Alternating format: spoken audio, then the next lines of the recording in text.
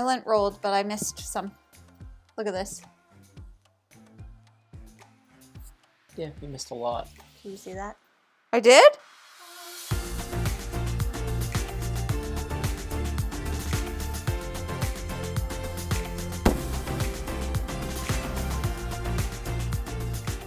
Hello everyone, welcome back to Foster the Meeple, a channel all about board games. And board gaming things. Exactly. We are back again with another pumped up Gamefound. Alrighty, we are here again with another crowdfunding preview, and today's video is all about the Adventures of Conan from Gale Force 9, who very kindly sponsored this video. Now, as per usual with our preview videos, we're going to give you a little overview, and then we're going to jump into a discussion and help you figure out whether or not this game is for you.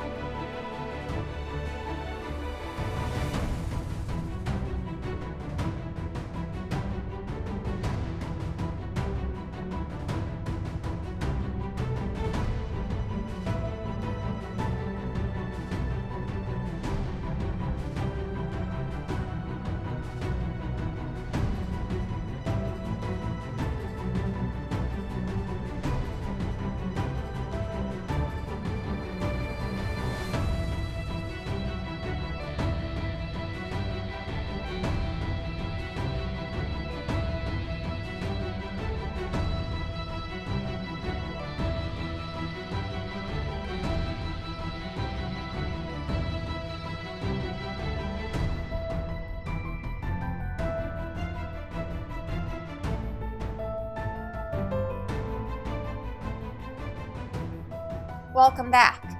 Let's talk a little bit about the Adventures of Conan. Now, this game is an asymmetrical game for 2 to 4 players, and each player is playing as either Conan, somebody has to be Conan, believe it or not, or you're going to play as a foe, or you're going to play as an ally, or you're going to play as another foe. So if it's a 4-player game, you have 1 Conan, 2 foes, and 1 ally. Now the game itself, as I mentioned, is asymmetrical. What if it's a 3-player game? Then the ally, the foe, and the Conan. What if it's a 2-player game? The foe and the Conan. What if it's a 1-player game?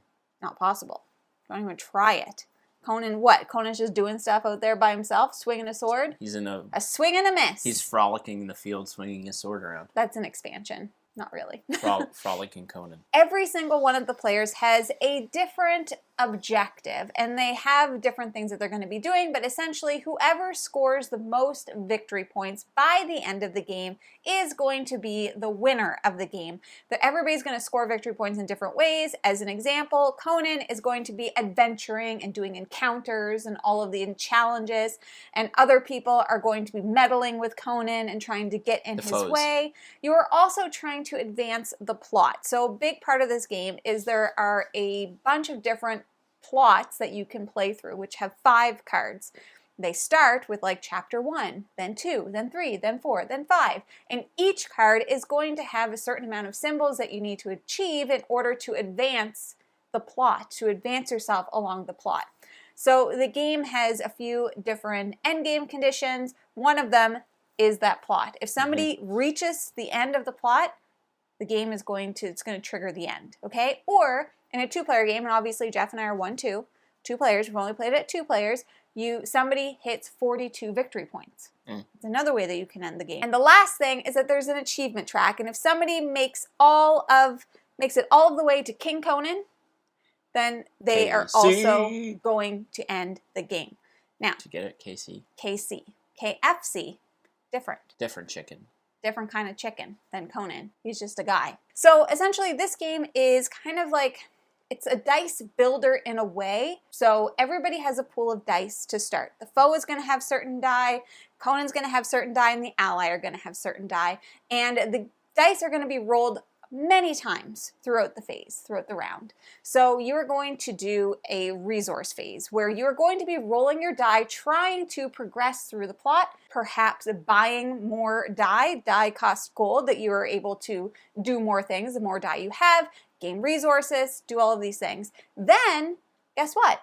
You're going to reset the die, and every time it tells you to reset the die, you re-roll the die. So the dice are all multi-purpose. Dice are basically your actions. The dice are your actions in your main phase, okay? So, which is kind of what we're going into next. So the main phase, meat and potatoes.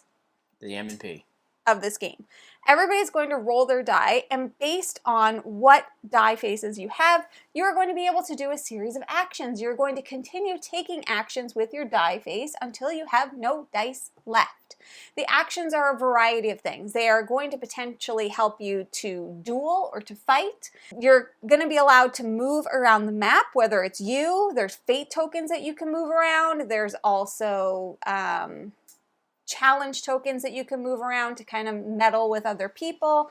You're going to be able to sail. You're going to be able to do a bunch of different things based on the die that are going out. So you're taking your die actions one at a time until everybody's done.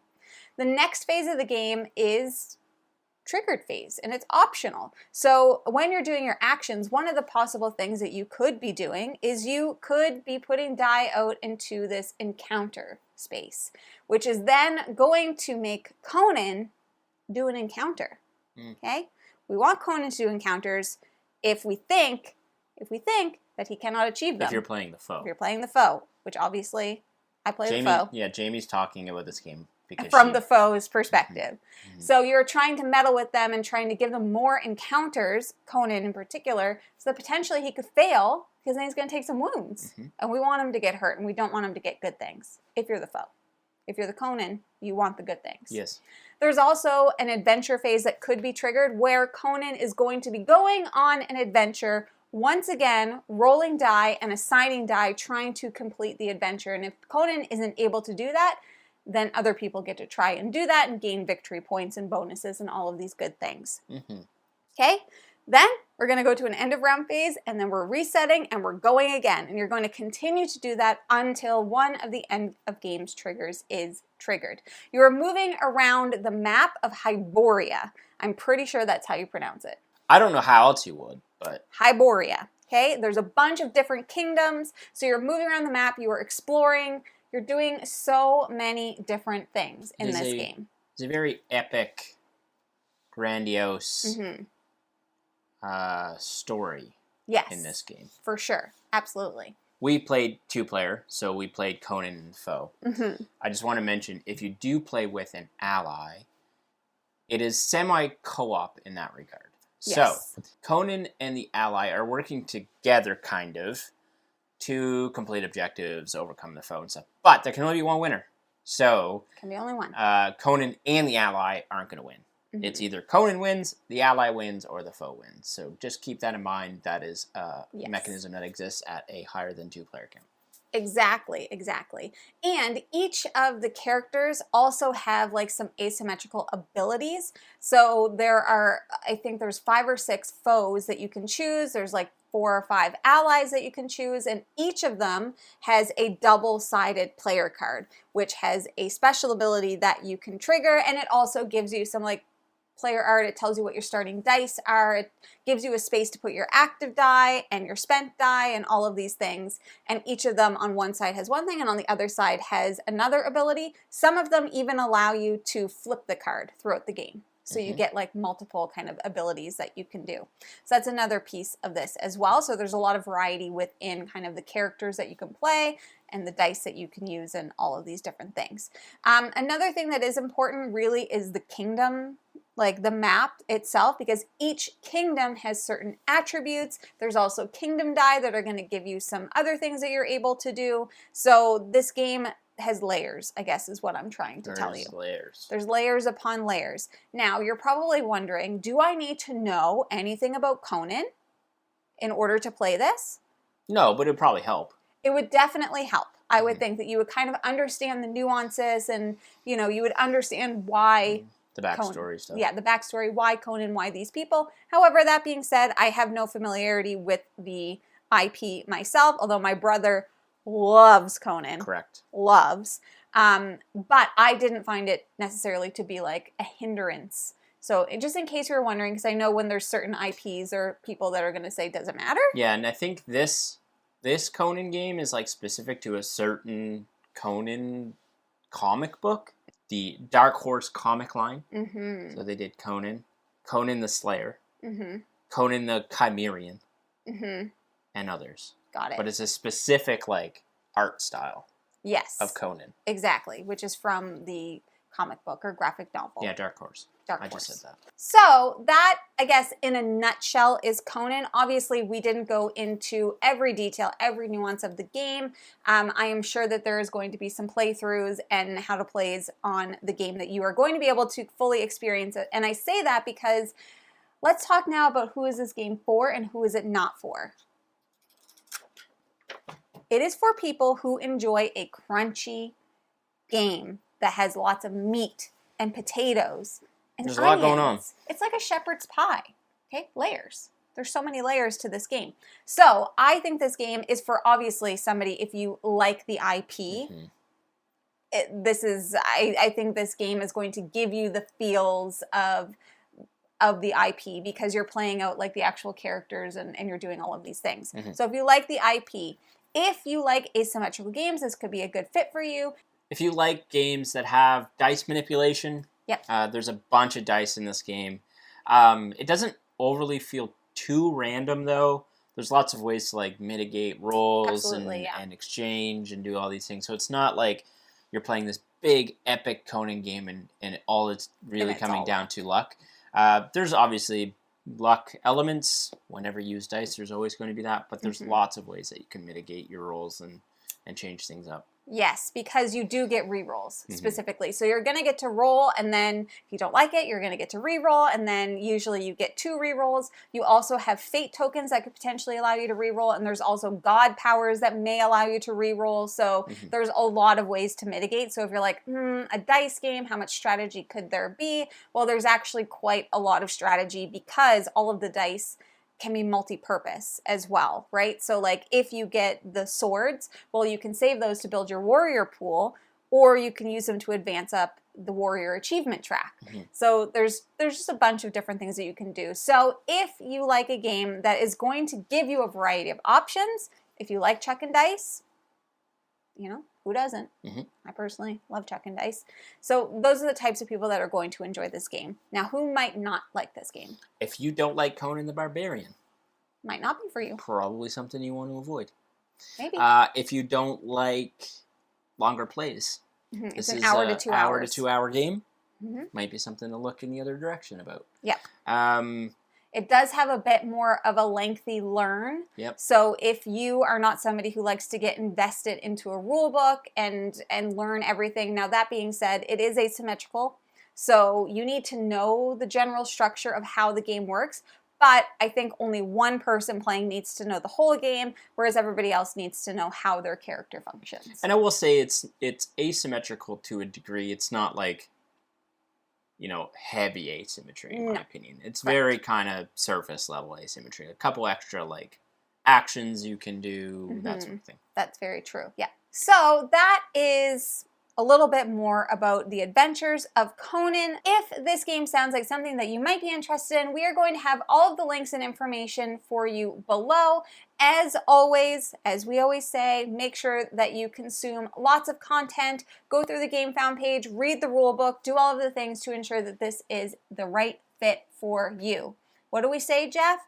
Informed decisions make happy customers. I've never said that. Me either. But there's a first.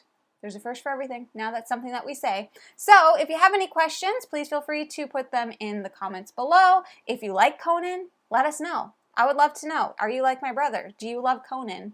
He was so excited when he saw this because he loves Conan. Do you love See the Bee? Conan the Barbarian. We got there. I was like, who?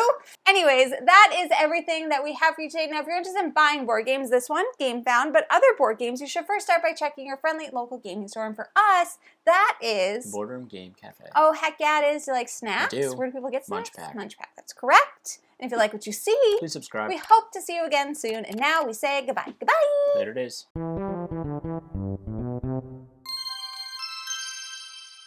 Well, the lint roller Your arm's full of it.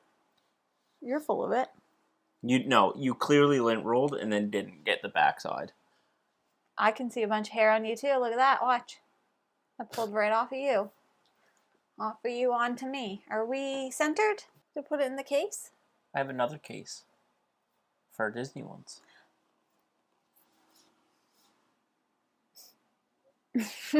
Gale Force 9. Air Force 1s. Gale Force 9. That's a callback. Yeah. You understand what we're doing here? I understand the assignment. I understand the assignment. All right, Jeff. Here we go. Conan is very darkly hiding behind us. Should I put it up? Looks like he's going to sneak up. He does. A little sneak attack.